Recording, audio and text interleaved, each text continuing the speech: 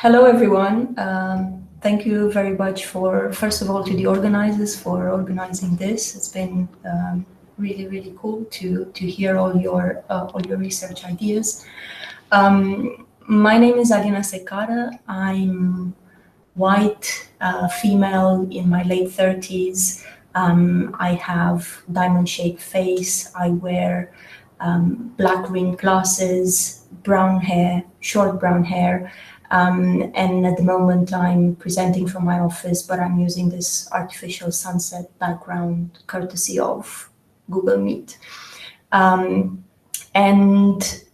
I'm just going to open my presentation now, which is going to be on a University of Vienna template, which uses white and blue. So I'll say my entire screen. I need to choose my screen. Yeah, it's presenting now. Yeah. Thank you. Yeah. Okay, so the title of my presentation is Construction of Access in a Digital Society, Technology and Language Diversity in Theatre Captioning. And Andy was mentioning a few minutes ago how important it is to understand where people are coming from when they are, when they're asking questions or when they're presenting. So I'm just going to tell you just a few words about me to see where I'm coming from and the angle that I'm using. So I was originally born in Romania, but I spent all my working life in the UK. And now I moved to Vienna, so closer to, Central and Eastern European context. I've been working for about 10 years with theatres all over the UK as an accredited stage text theatre captioner, doing captions in theatres in very different contexts. But I'm also a translation technology trainer. So I like to use technology, and I also like to look into what tools are available for a variety of languages. So this is where I'll be, this is my angle today. My presentation is very short, and there are just a few ideas that I have at the moment. They're not particularly based on on a project that I'm working on at the moment. It's simply a few ideas and invitation to collaboration mainly. So let me see if I can move this thing a little. Yeah. Okay. So my presentation is mainly photos that I took in different settings that I worked in. The first one, the first slide represents two photos looking at traditional captioning. So they're basically photos taken within theatre venues. The first one is a fairly traditional one. It's a fairly small, it's the Courtyard Theatre at the West Yorkshire Playhouse, where you have a fairly traditional way of displaying captions. So you have two LED boxes, usually at the side of the stage, and then you have the captioner in the background timing this pre-prepared script. On the right-hand side, there's a photo I took when I worked on the Yorkshire Experience Roast Theatre, which is a very different type of setting. It's a theatre in the round, but in essence using similar type of technology. So this is how, at least in the UK, this is how captioning is done in most of the venues.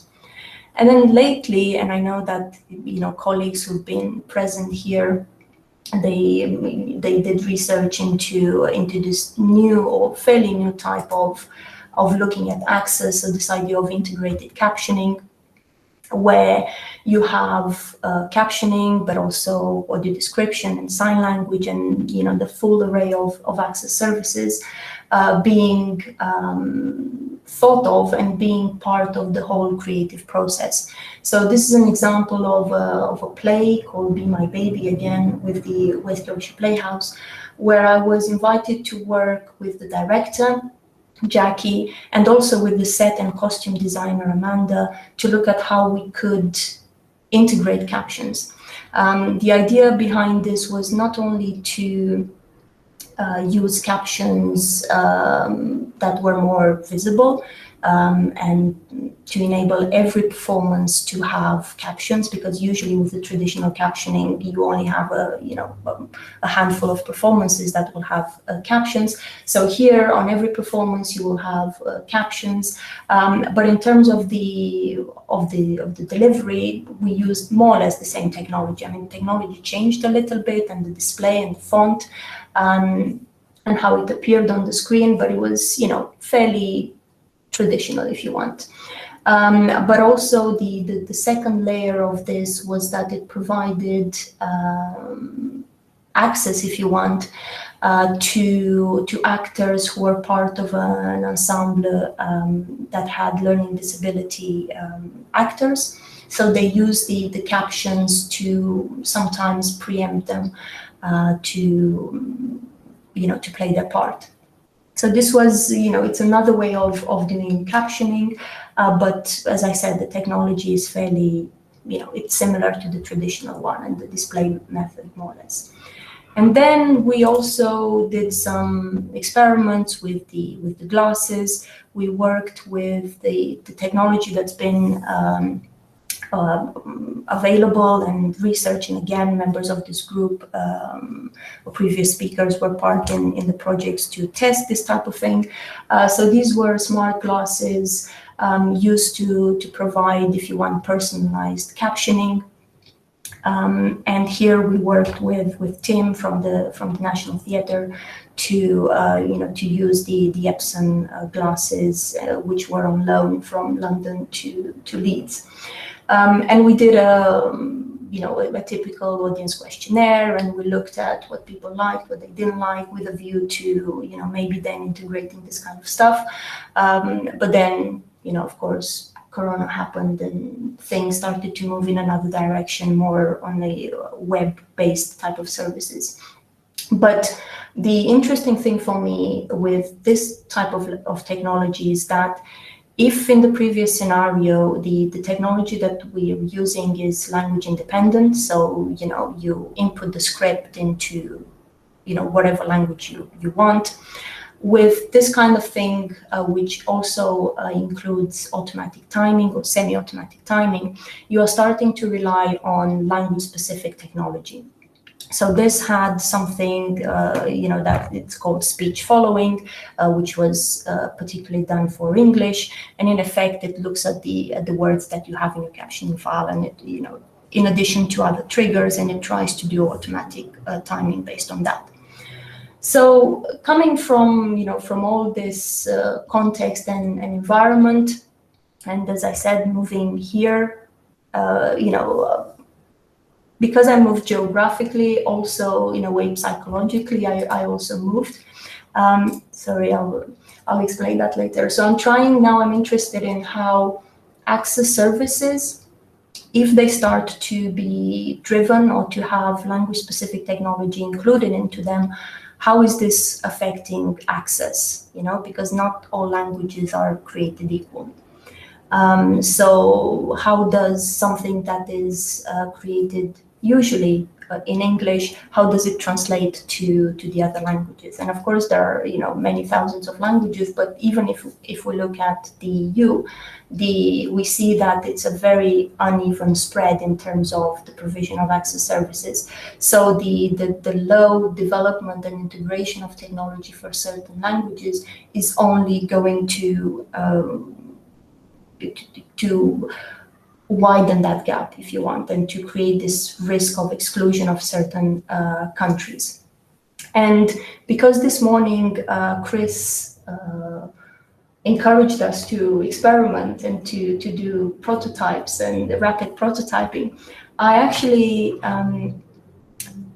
when I played with the tool that he developed, which is very, very cool, I downloaded the file, one of the captioning files, so it's a JSON file, and I tried to very quickly import it into a translation memory tool, which is what translators are using to translate files. And of course, it's using a JSON filter, and the segmentation is not particularly great at the moment.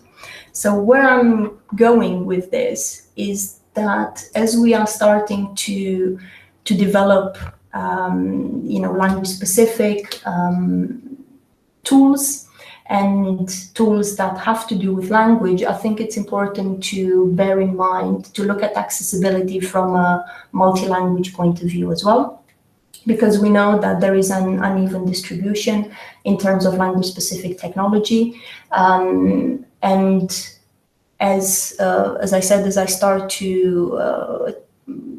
settle into my role, I would like to look into projects that have to do with the distribution across languages, especially in Central and Eastern European countries, of access tools to look at practices, but also of possibilities for addressing imbalances in the tech available, by looking at the tech and by looking at how the tech can be used to serve all EU languages. And also to look at how can we create products in such a way that they are easily localizable in other languages. So I hope this made sense. I thank you.